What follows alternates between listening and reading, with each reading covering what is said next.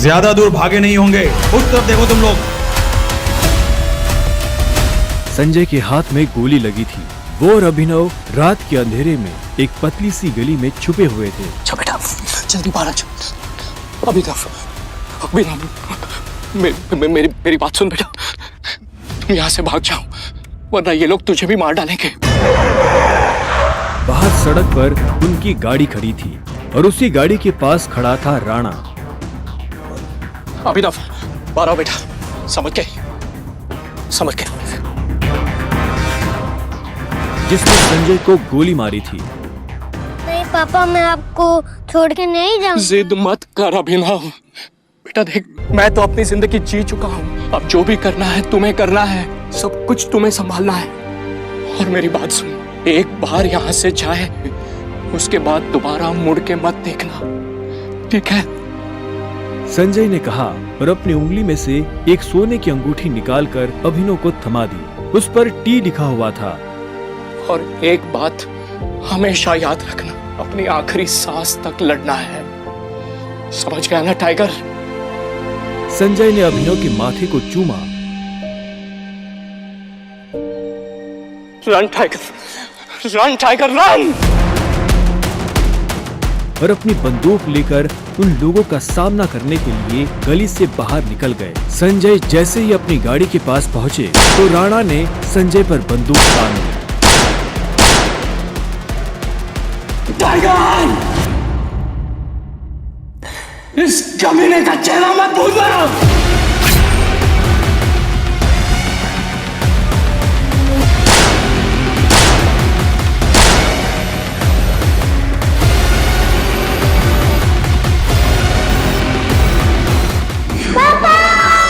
अभिनव चिल्लाया और अचानक से उसकी नींद खुल गई।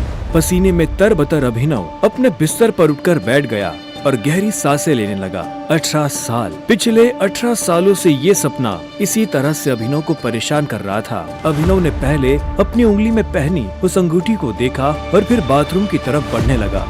अभिनव गुड़गांव में रहता था और डिलीवरी बॉय का काम करता था। हालांकि इस काम में उसका मन नहीं लगता था, लेकिन अनाथ आश्रम से निकलने के बाद उसके पास ये करने के अलावा और कोई चारा नहीं था। 18 साल की उम्र में उसने अपना खर्च खुद उठाना शुरू कर दिया था। उसकी जिंदगी में बस एक ही खुशी थी, उसकी गर्लफ्रेंड वैभवी। जब भी वो वैभवी को देखता तो अपने सारे दुख भूल जाता था और आज तो वैभवी का जन्मदिन था, इसलिए अभिनव जल्द से जल्द उससे मिलना चाहता था। अंकल, ये केक कितने का है? 600 का है। और ये पेस्ट्री? वो 60 का है। एक दे दीजिए। असल में अभिनव और वैभवी ने ये तय किया था कि वो पैसे जोड़कर अपने लिए किराए का एक बड़ा घर लेंगे, इसलिए वो पैसे वेस्ट नहीं करना चाहते थे। Thank you. Thank you. कुछ देर के बाद जब वो वैभवी के घर के बाहर पहुंचा तो उसने देखा वहाँ काफी रंगीन लाइट्स जल रही थी और वहाँ से तेज म्यूजिक की आवाज आ रही थी।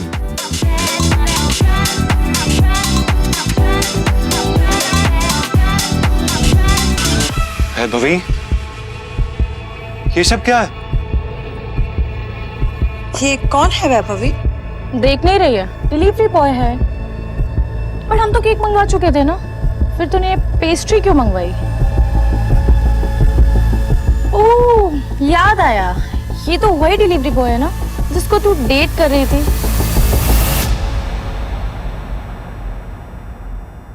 ओह कम ऑन यार वैभवी, तेरा स्टैंडर्ड इतना गिर जाएगा मुझे नहीं पता था। Babe, happy birthday babe. Abhinav Deven को अच्छी तरह से जानता था। वो एक बड़े बाप का लड़का था और हर वक्त वैभवी के आसपास मंडराता रहता था। देवेन को यहाँ देखते ही अभिनव का दिमाग खराब हो गया।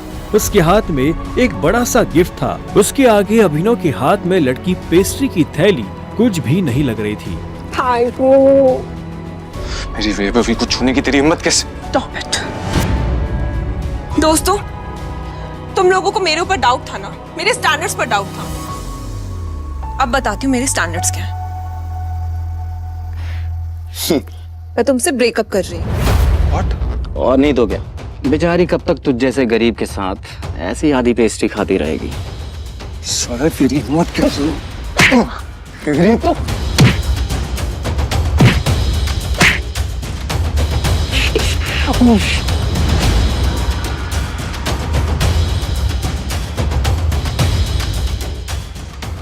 ये तुमने ठीक नहीं किया वैभवी। और अभिनव वहां से निकल गया। वो उन दोनों की शक्ल अब और नहीं देखना चाहता था। उसकी आंखों में आंसू थे और उसका दिल बुरी तरह टूट चुका था। हर घूंट के साथ उसकी आंखों के सामने वो दृश्य आ रहा था जिसमें देवेंद्र वैभवी के गालों को चूम रहा था। ये तुमने अच्छा नहीं किया वैभवी, तुमने बिल्कुल अच्छा नहीं किया। बहुत गलत किया तुमने मेरे साथ, बहुत गलत किया।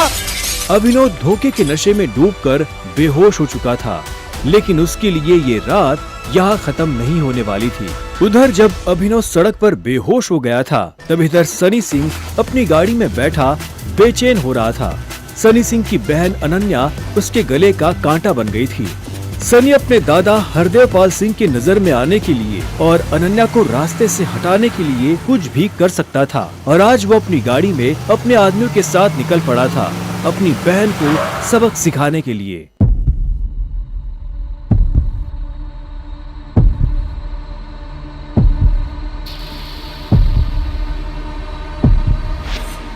जल्दी करो, गाड़ी में डालो इसे।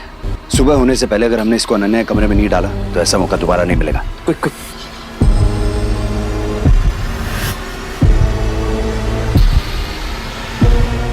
सनी के आदमी अभिनव को उठाकर सीधा रूम नंबर 409 में घुस गए।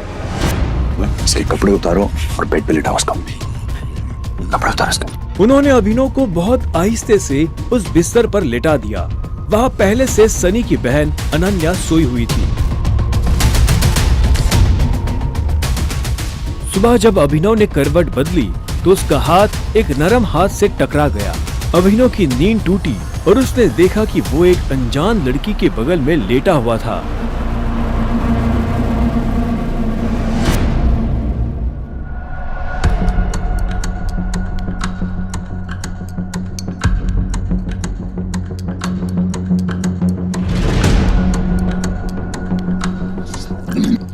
कौन हो तुम? तुम मेरे कमरे में क्या कर रहे हो? तुमने मेरे साथ क्या किया? अबे वो भी साल में। छी छी छी छी छी छी छी। शेम ऑन यू बहना, मुझे दो